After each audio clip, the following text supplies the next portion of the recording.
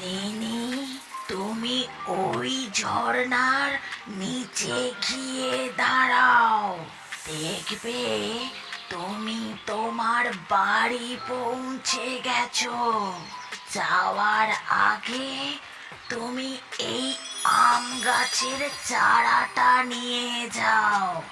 তোমার বাড়ির পাশে বসিয়ে দেবে।